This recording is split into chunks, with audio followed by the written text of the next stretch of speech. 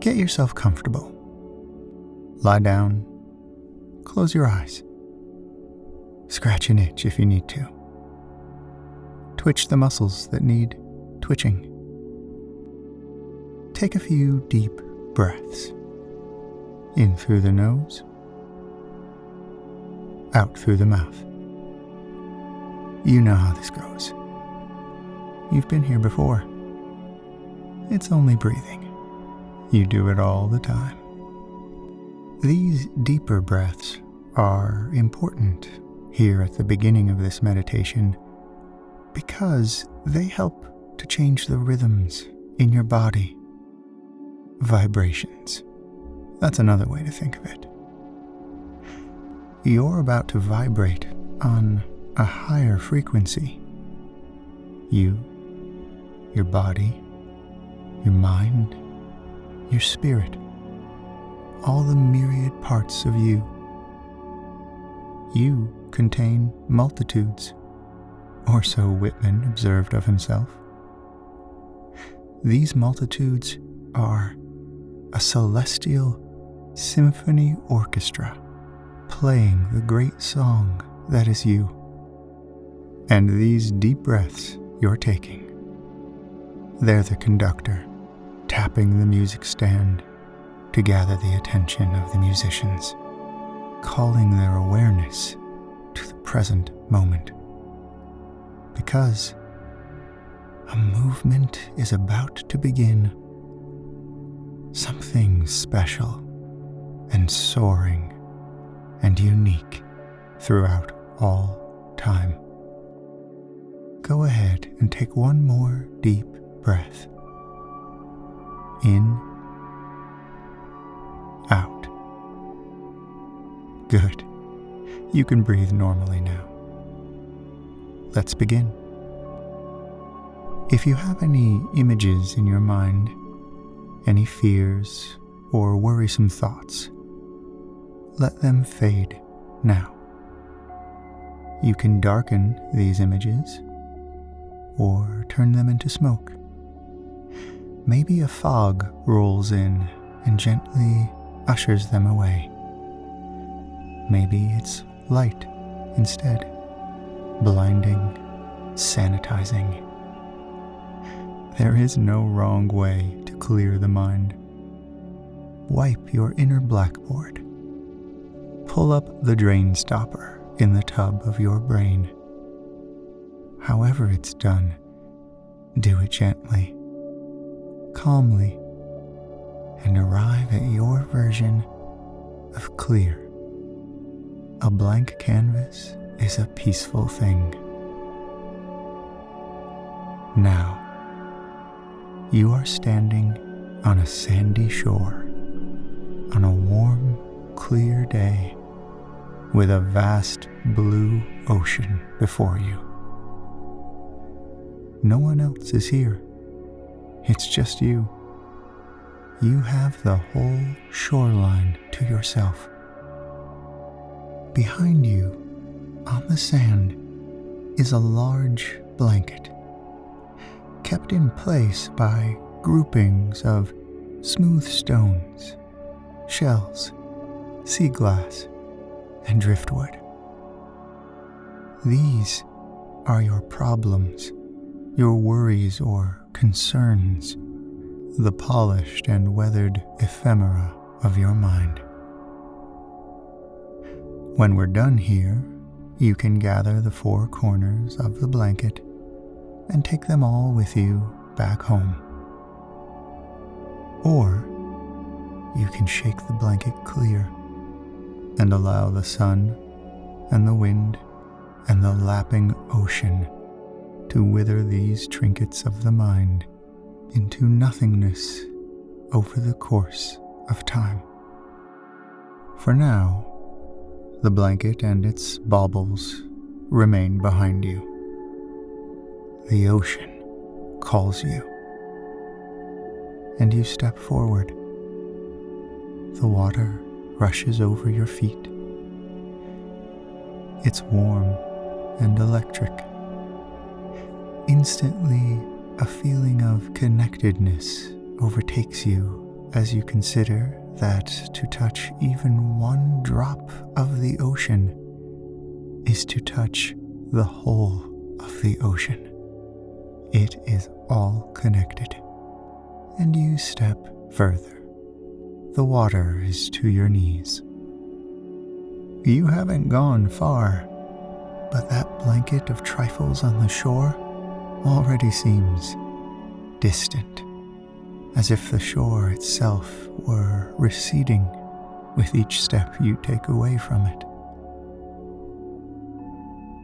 You're up to your waist now, and you can begin to feel the desire of the ocean. It wants something from you. It wants you. You wade in a few more steps. The clear blue water laps at your neck. You know now what the ocean wants.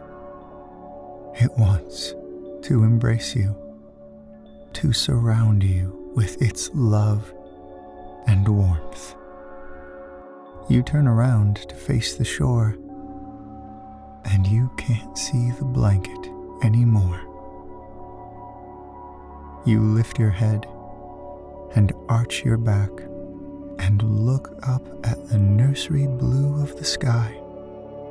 You spread your arms out and you fall backwards. But you don't fall. The ocean lifts you and you float. It supports you fully, as it always will. There are no waves, but a calm, rocking, and peaceful undulation, and you float for some time, far from shore, without care or worry, because you are surrounded by an ocean of love. And after a while, it occurs to you, you can breathe under the water. You did it in the womb for months. Why not now? You take a deep breath and sink. And you can breathe deeply. As you do, you feel the energy and power of the entire ocean fill your spirit. Its love for you is absolute. Its devotion to your well-being is total and complete. The sunlight shimmers through the water above you. Beautiful prism-color sparks flash in your eyes. Like galaxies, like the other worlds, other realms you've known and loved. The deeper you sink, the warmer you feel. You know now there is love around you, always, just like this. The deeper you sink, the darker it becomes around you. The dance of sunlight on the ocean's surface far above you now only allows the most brilliant sparks of light to shine through. It's like floating in space. Vast, eternal. The ocean is all one ocean. Space is all one space. You, dear one, and the ocean and space are all one. One grand notion. One cosmic, ever-loving, deathless union. You are floating in space now. The sparks on the ocean surface are now stars in a velvet black sky, multiplying in numbers until they become a galactic formation of such beauty you cannot contain your joy at its sight. It's a galaxy you know well. Its milky complexion gives it away. You breathe in its beauty. Yes, even in space, breath comes easy for you. You recognize you and the galaxy and 100 billion others are all one. And you know now what Whitman meant. You contain multitudes. You know now that you will take this knowing with you, always. And you fall backwards. You fall and fall, swiftly, gently. The black sky gives way to blue. The floating sensation gives way to gravity. And a feather-tip landing on the sand. You're home again, although you never left. Beside you is the blanket, as you knew it would be, waiting for you. But you don't even have to think about what you want to do. You rise and gather the four corners of the blanket. Then, as you lower your center of gravity, you turn and twist in a circle, and like an Olympian, at the precise moment in your turn, you release 3 corners of that blanket, and thus toss its contents far into the sea. The sea will know what to do with them.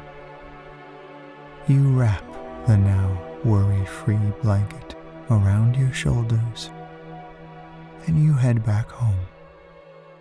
You go here, where you are right now. And should your blanket, in time, assemble a new collection of worries and fears, the emotional knickknacks of life on Earth, well, now you know what to do. Now you know who you are. You are so loved, dear one. Remember this, always.